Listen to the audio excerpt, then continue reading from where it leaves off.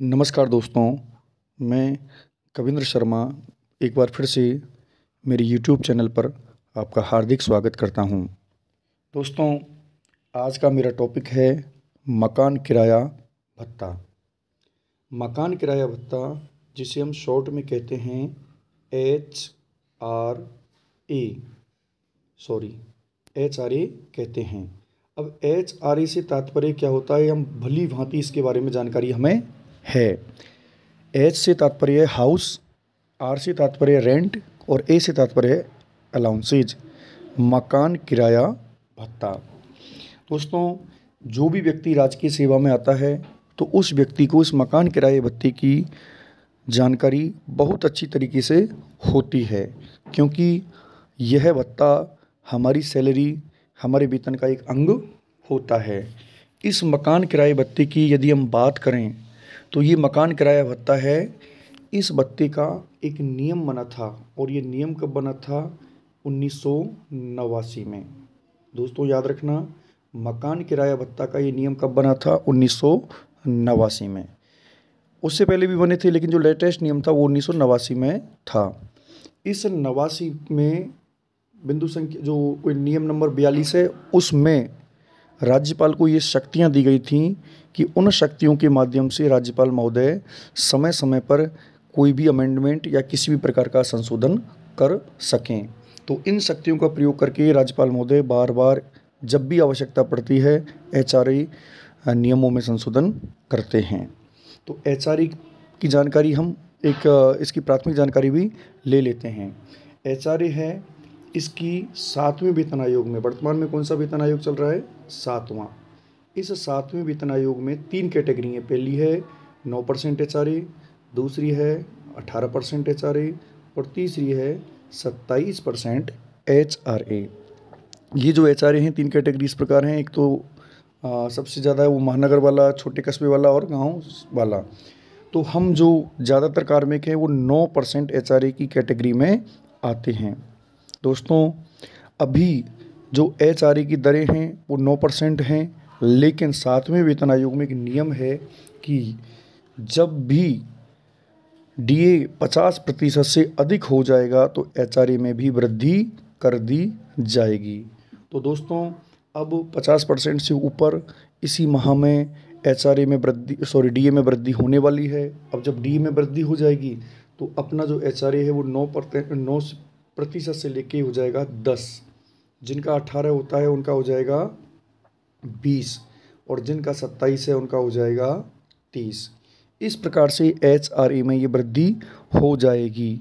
तो HRA में ये जो वृद्धि होगी, इस वृद्धि के उपरांत हमारा जो HRA है जितना भी बेसिक, जितना भी मूल होता है उस पर लग जाएगा। ये सभी हम जानते हैं कि HRA कब मिलता है। HRA का लाभ किसी भी कार्मिक के 2 वर्षीय प्रोबेशन पीरियड, जो प्रोबेशन पीरियड का मतलब परिवीक्षा काल है, उसको पूर्ण करने के उपरांत ही मिलता है। मित्रों, आप जानते हैं कि किसी भी कार्मिक की जो डेट ऑफ ज्वाइनिंग होती है, उस डेट ऑफ ज्वाइनिंग के बिल्कुल 2 साल बाद, 2 साल बाद कब? यदि किसी भी प्रकार की कोई अन्य अवकाशों के कारण अवधि ना बढ़ी हो या किसी अन्य कारण से अवधि में कोई भी एक्सटेंशन नहीं हुआ हो, तो 2 साल के बाद में प्रोबेशन पीरियड पूर्ण हो जाता है। जैसे कि किसी कार्मिक की ज्वाइनिंग 28 सितंबर 2018 है तो उसका प्रोबेशन पूरा भी 28 सितंबर 2020 को हो जाएगा और उसी दिनांक से उसे DA प्लस HRA का लाभ मिलना शुरू हो जाएगा। प्रोविज़न पूरा होने के बाद में एक तो DA मिलना शुरू हो जाता है और दूसरा HRA का लाभ भी मिलना शुरू हो जाता है। अब ये जो HRA है, इसके जो नियम की मैंने चर्चा की थी कि इसके नियम लेटेस्ट जो अभी लागू हैं वो 1989 वाले चल रहे हैं। उस 1989 के नियमों में एक नियम है, नियम संख्या अपना है 4। दोस्तों, कौन सा है नियम? नियम 4, और उसका उपनियम है 4 का 4। उस उपनियम 4, और ये कब का है ये नियम?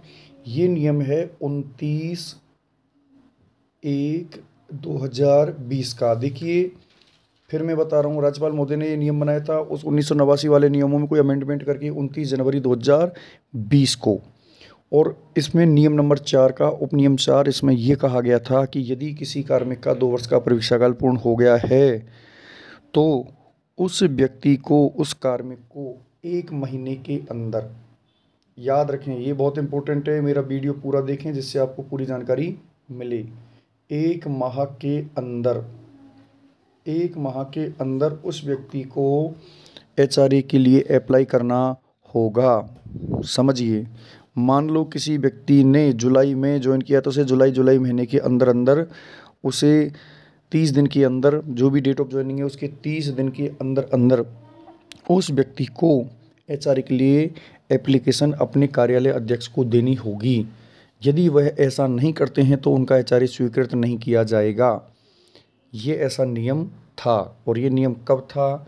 ये नियम था 29/1/2020 के आदेश के अनुसार। लेकिन दोस्तों, इस आदेश में एक परिवर्तन आया है और वर्तमान में एक लेटेस्ट आदेश आया है। और ये आदेश कब जारी हुआ है? 17/5/2023 को। याद रखें दोस्तों, 17 मई 2023 को वित्त विभाग राजस्थान सरकार के द्वारा मकान किराया भत्ता नियमों में संशोधन किया गया है। क्या संशोधन किया गया है? इसमें कई सारे संशोधन किए गए थे, लेकिन सबसे इम्पोर्टेंट जो संशोधन था वो कौन सा संशोधन था? वो संशोधन था अपना दोस्तों नियम नंबर, कौन सा था अपना? ये था अपना नियम नंबर 4। ये जो नियम नंबर 4 था, इस नियम नंबर 4 के 4 में, नियम नंबर 4 देखिए, अभी मैंने बात की थी नियम नंबर 4 कौन सा था? 4 का 4 ये था कि कोई भी व्यक्ति प्रोविशन पीरियड पूर्ण होने के उपरांत 1 माह के अंदर अपने कार्यालय अध्यक्ष को एचआरए के लिए आवेदन करेगा। ये नियम था। और इस नियम में संशोधन अब क्या कर दिया गया है कि उस व्यक्ति को वित्तीय वर्ष, जिसको अपन कहते हैं फाइनेंशियल ईयर, इसमें यह परिवर्तन कर दिया गया। अब 1 माह की बाध्यता नहीं है, अब आपको वित्तीय वर्ष, वित्तीय वर्ष आप सभी समझते हैं कब से शुरू होता है? 1 अप्रैल से। 1 अप्रैल से वित्तीय वर्ष शुरू होता है और कब तक चलता है? 31 मार्च तक चलता है। यानी आप इस अवधि में किसी भी व्यक्ति को एचआरए के लिए आवेदन करने का अधिकार है। उदाहरण से मैं समझाता हूँ। जैसे किसी व्यक्ति का प्रोविशन पीरियड, मान लो 2 अप्रैल को, ध्यान से सुने, किसी व्यक्ति का 2/4/2024 को प्रोविशन पीरियड पूर्ण हो गया है तो वो अगले साल 31 मार्च तक इसके लिए एप्लीकेशन दे सकता है। अब उसे 1 महीने की बाध्यता नहीं है। क्यों नहीं है? क्योंकि इस नियम में अब संशोधन कर दिया गया है। संशोधन कब किया गया है? 17 मई 2023 के वित्त विभाग के आदेश के द्वारा किया गया है। पहले नियम ये था कि यदि 2 अप्रैल को प्रोविशन पूरा है तो आपको 1 महीने के अंदर ये देनी होती थी। लेकिन यहाँ एक चीज़ है बड़ी इंपॉर्टेंट, उसको याद रखना। यदि किसी भी बंधु के मार्च के महीने में मान लो प्रोविशन पूरा हो रहा है तो वो यहाँ ना ऐसा ना सोचें कि हमें 1 साल मिलेगा। अरे भाई, 31 मार्च को वित्तीय वर्ष खत्म हो जाता है तो उन्हें 31 मार्च, भले ही वो 1 साल का नियम है, लेकिन 1 साल का मतलब ये है कि जिस वित्तीय वर्ष में आपका प्रोविशन पूर्ण हो रहा है उसी वित्तीय वर्ष के अंत तक आपको देना है। तो मार्च में किसी व्यक्ति का प्रोविशन पूर्ण हो रहा है तो जैसे 22 मार्च को हो रहा है तो 22 मार्च के बाद वित्तीय वर्ष पूर्ण कब होने वाला है? 31 मार्च को। तो 31 मार्च को ही आपको आवेदन करना होगा। तो ये जो आवेदन है, ये आवेदन करना किसे है? अपने कार्यालय अध्यक्ष को। और हम अक्सर डीडीओ अपने पीओ साहब को ये एप्लीकेशन देते हैं। अन्य विभागों के कार्मिक जो भी हैं वो अपने कार्यालय अध्यक्ष को इसका एप्लीकेशन देवें। इसका जो एप्लीकेशन है वो समय पर देना अत्यंत आवश्यक है। दोस्तों, यदि आपके द्वारा एचआरए का एप्लीकेशन नहीं दिया गया है और यदि आपके संबंधित कार्यालय अध्यक्ष ने आपको एचआरए सैंक्शन, आपकी एचआरए की जो सैंक्शन है वो नहीं की है तो आप उन पर ब्लेम नहीं कर सकते। अक्सर ये देखा गया है कि गुड फेथ में एचआरए सैंक्शन कर दी जाती है, लेकिन कार्मिकों के द्वारा एप्लीकेशन नहीं दी जाती। लेकिन यदि आपको नियम से चलना है, बात नियम की है, अकॉर्डिंग टू रूल्स, अगर आपको रूल्स के अकॉर्डिंग चलना है तो आपकी फाइल में एचआरए की एप्लीकेशन होनी चाहिए। अगर आपकी फाइल में एचआरए की एप्लीकेशन नहीं है तो भाई आपको किस आधार पर एचआरए मिला? आरएसआर के नियमों में विदाउट एप्लीकेशन एचआरए का कोई प्रावधान नहीं है और हम सभी कार्मिक राजस्थान सेवा नियमों से चलने वाले हैं। तो हमें राजस्थान सेवा नियमों से चलना है, एचआरए को बिना किसी बाधा के निर्बाध रूप से लेना है। तो जो नियम है उस नियम की पालना करना अत्यंत आवश्यक है। अंत में संक्षेप में इतना ही कहूँगा कि यदि किसी बंधु ने एप्लीकेशन नहीं दिया है तो वो अपने कार्यालय अध्यक्ष को इसकी एप्लीकेशन ज़रूर दें, फाइल में लगवाएं। और जिस किसी बंधु का प्रोबेशन अभी वित्तीय वर्ष में पूर्ण हो चुका है तो वो एप्लीकेशन दें। और इस एप्लीकेशन के लिए प्रारूप ए होता है, जिसको अनुबंध ए भी कहते हैं, फॉर्म नंबर ए भी कहते हैं। ये एप्लीकेशन आपको देनी है। देखिए इसका ये इंग्लिश में प्रारूप है, ये फॉर्म नंबर ए है और अक्सर हम हिंदी में देते हैं तो ये हिंदी वाला है। हिंदी में देखिए आवेदन है जिसमें आपका नाम, पद एवं विभाग जिसमें नियुक्त है, मकान मालिक का नाम एवं किराए के मकान का पूरा पता, दिया जाने वाला मासिक किराया, नियमों के अंतर्गत स्वीकृत मकान किराए भत्ते की रकम, किराए की मकान लेने की तारीख। फिर ये प्रमाण पत्र है कि प्रमाणित किया जाता है कि मैं नगर पालिका या गांव जो भी है उसमें जिसका नाम लिखना है, गांव है तो गांव का और नगर पालिका है तो नगर पालिका क्षेत्र का, मैं मकान किराए में रह रहा हूँ। दूसरा पॉइंट है, मुझे सरकारी निवास नहीं मिला है।